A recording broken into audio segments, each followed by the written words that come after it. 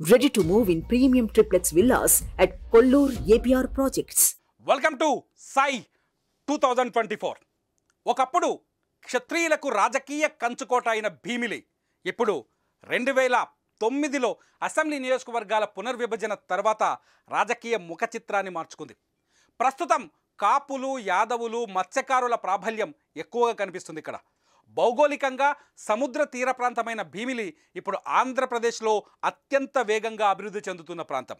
ఇటు పర్యాటక కేంద్రంగా, అటు ఇండస్ట్రియల్ జోన్గా ఊహించనంత పురోగతిని సాధించింది.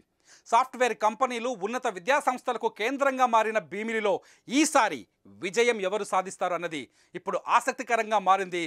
సై 2024లో చూద్దాం. ఇప్పుడు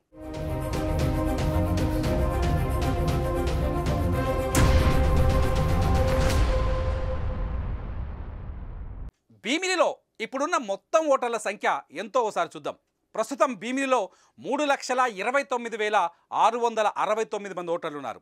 ఇది తాత్కాలికంగా మనకు అందుబాటులో ఉన్న లెక్క మాత్రమే. ఇందులో పురుషులు 1,63,917 మంది ఉంటే మహిళలు 1,65,729 మంది ఉన్నారు. ఇక ట్రాన్స్జెండర్ ఓట్లు ఇక్కడ 23 కనిపిస్తున్నాయి. భీమిలి ఎన్నికల్లో మహిళలే కీలకంగా కనిపిస్తున్నారు. ముఖ్యంగా కాపు కమ్యూనిటీ సభ్యులు బలంగా ఉండే భీమిలిలో 2004 నుంచి కాపు నాయకులే విజేతలుగా నిలుస్తున్నారు. 2004లో ముత్తంశెట్టి శ్రీనివాస్ అంటే అవంతి శ్రీనివాస్ ఇక్కడ ప్రజారాజ్యం పార్టీ నుంచి విజయం సాధించారు.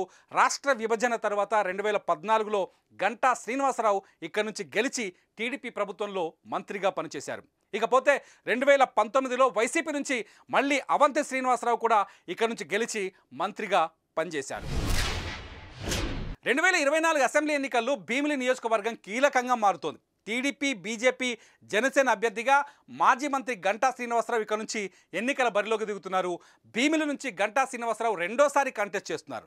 2019 ఎన్నికల్లో గంటా శ్రీనివాసరావు విశాఖ నార్త్ నుంచి పోటీ చేసి విజయం సాధించారు. గంటా శ్రీనివాసరావు రెండోసారి భీమిలి నుంచి రెండోసారి పోటీ చేయడం ఇక్కడ ఆసక్తికరం.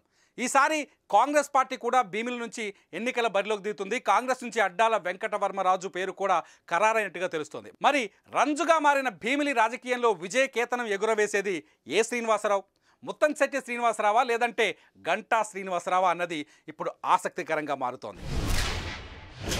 2019లో భీమిలి నియోజకవర్గంలో ఏం జరిగిందో, ఆ ఎన్నికల్లో ఎవరికి ఎన్ని ఓట్లు వచ్చాయో ఒకసారి చూద్దాం. 2019 ఎన్నికల్లో భీమిలిలో హోరాహోరి పోరు జరిగిందని చెప్పాలి. భీమిలిలో అవంతి శ్రీనివాసరావు విజయం సాధించారు 2019లో. ఇక టీడీపీ నుంచి సబ్బం హరి పోటీ చేసి ఓటమి పాలయ్యారు. అయితే ఎవరికి ఎన్ని ఓట్లు వచ్చాయో ఒకసారి పరిశీలిస్తే అవంతి శ్రీనివాసరావుకు గత ఎన్నికల్లో 1,01,629 ఓట్లు వచ్చాయి. సబ్బం హరికి 91,917 ఓట్లు వచ్చాయి. అయితే 2019 ఎన్నికల్లో ఒంటరిగా పోటీ చేసిన జనసేనకు ఇక్కడ 24,248 ఓట్లు వచ్చాయి. పంచకర్ల నాగ సందీప్ ఇక్కడ జనసేన అభ్యర్థిగా పోటీ చేశారు. 2019లో విజయం సాధించిన అవంతి శ్రీనివాస్ 9,712 ఓట్ల మెజార్టీని సాధించారు. ఈసారి పర్సంటేజీలు చూస్తే మొత్తం ఓట్లలో అవంతికి 44.21% ఓట్లు వస్తే సబ్బం హరికి 39.98% ఓట్లు వచ్చాయి. ఇక జనసేనకు ఇక్కడ నుంచి వచ్చిన ఓట్ల శాతం 10.55%. మొత్తం 94.7% ఓట్లు పోలయ్యాయి భీమిలిలో గత ఎన్నికల్లో. అందులో 9.63% ఓట్ల మెజార్టీతో అవంతి శ్రీనివాస్ విజయాన్ని సొంతం చేసుకున్నారు.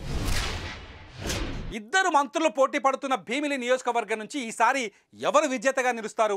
ఎవరిని విజయ లక్ష్మి వరిస్తుంది? కామెంట్ చేయండి.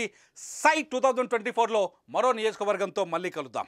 సుమన్ టీవీలో మీ పర్సనల్ అండ్ బిజినెస్ ప్రమోషన్స్ కోసం కింది నెంబర్కి కాంటాక్ట్ చేయండి.